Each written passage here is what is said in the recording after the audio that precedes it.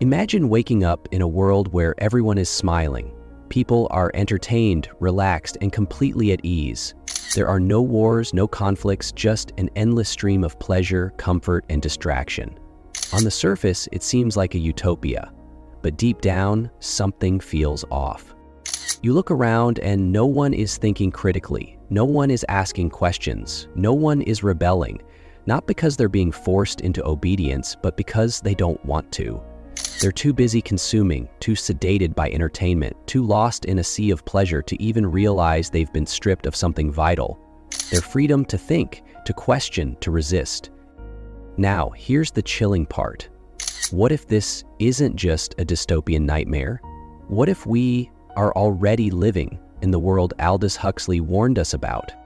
Huxley's 1932 novel Brave New World wasn't just fiction.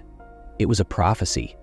Unlike Orwell's 1984, where people are controlled by fear, surveillance, and pain, Huxley predicted a different form of enslavement, one where people love their oppression because it's wrapped in pleasure and convenience.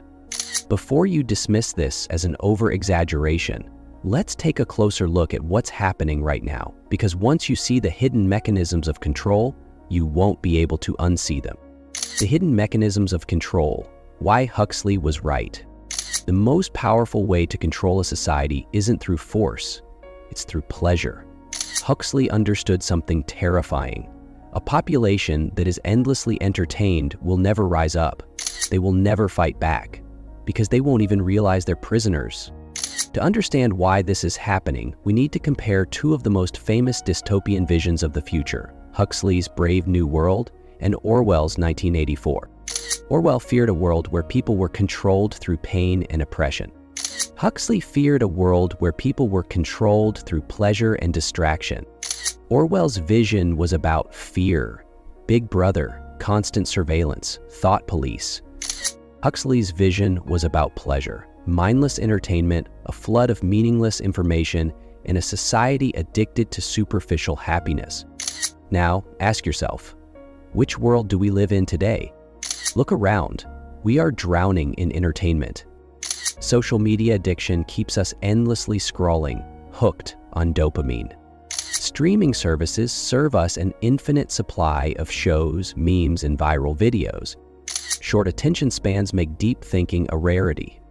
The illusion of choice keeps us passive, thinking we are free, when in reality, we are simply choosing between different flavors of distraction. Huxley warned us that the future wouldn't be about censorship. It would be about overloading people with so much trivial information that they'd stop seeking truth altogether. Think about it. We are constantly bombarded with content, but how much of it actually matters? TikTok, viral trends, celebrity gossip, none of it challenges us to think critically. Instead, it keeps us entertained and numb. And that's the point, because as long as we're distracted, we don't notice what's really happening. But the scariest part? It's not just about entertainment. This distraction is keeping us from seeing something even darker: the loss of individuality and meaning. The most dangerous part of this system isn't that people are being controlled, it's that they don't even realize it. Huxley didn't just predict a world of distraction. He predicted a world where people would no longer desire freedom, because they'd be too absorbed in comfort and entertainment to even notice it slipping away. Look at how society has shifted over the past few decades. Deep thinking has been replaced by instant gratification. We don't reflect, we react. We don't question, we consume. The attention economy has turned us into passive spectators rather than engaged thinkers. The result? A world of individuals who no longer seek meaning, but instead chase momentary pleasure. The psychological effect: the more we feed this dopamine addiction, endless scrolling, constant entertainment, quick emotional highs, the less we seek true purpose. We no longer create, we consume. We no longer think deeply, we skim headlines. We no longer seek knowledge, we chase the next trending topic.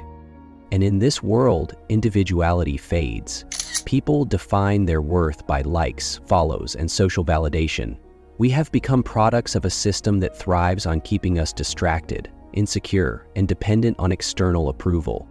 Huxley warned that science and technology would be used not to liberate people, but to pacify them. In Brave New World, citizens are controlled through a pleasure-inducing drug called soma, a substance that keeps them happy, passive, and obedient. Sound familiar? Today we see a similar reality. Pharmaceutical dependence, antidepressants, ADHD medications, and numbing agents prescribed at record levels. Mindless escapism, a never-ending stream of entertainment designed to keep us from questioning reality. Engineered desires. We don't crave what's meaningful, we crave what we're told to. Huxley's nightmare wasn't a world of violent oppression. It was a world where people willingly walked into their own servitude, sedated by entertainment, medicine, and engineered pleasure. But here's the part no one wants to talk about: the endgame of this system. The silent erasure of freedom. The scariest part of this dystopia isn't that freedom is being taken from us. It's that we are willingly giving it up. We tell ourselves we are free. We believe we have endless choices. But are those choices real? Or are they carefully crafted illusions? Think about it. The internet, social media, and digital platforms claim to give us access to unlimited information. But in reality, tech companies and governments dictate what we see. Algorithms decide what you think is important. Personalization is actually manipulation.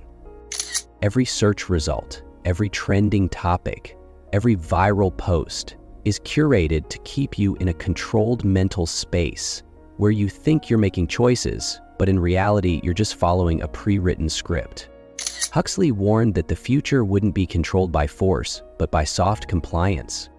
We are being trained to self-censor. We are being conditioned to mock those who think differently. We are being manipulated into believing that questioning the system is dangerous. And the most chilling part? We love our servitude because it's easy, because it's comfortable, because it requires nothing from us. Huxley once wrote, "A really efficient totalitarian state would be one in which the all-powerful executive controls a population of slaves who do not have to be coerced because they love their servitude." And here we are, living in a world where we are enslaved by our own desires, numbed by distractions, and too entertained to even care. So if this is our reality, what can we do about it? Breaking free: how to reclaim your mind. If Huxley's warning has already become reality, what can we do? Is there a way to resist a system designed to keep us distracted, entertained, and numb? The answer isn't easy, but it starts with a single powerful act: awareness. The key to escaping this trap isn't just unplugging from technology or rejecting modern life. It's about reclaiming control over your own mind. Here's how. Step 1. Reduce your dopamine dependence. We've been conditioned to chase instant gratification. Quick hits of pleasure from social media, entertainment, and endless digital noise. But real power comes from delayed gratification, training your brain to focus, reflect, and resist the urge to consume mindlessly. Limit social media. Take control of your time instead of letting algorithms control you. Reduce passive content consumption. If something isn't making you think, it's making you weak. Rewire your brain for focus. Practice deep work, long-form reading, and real conversation.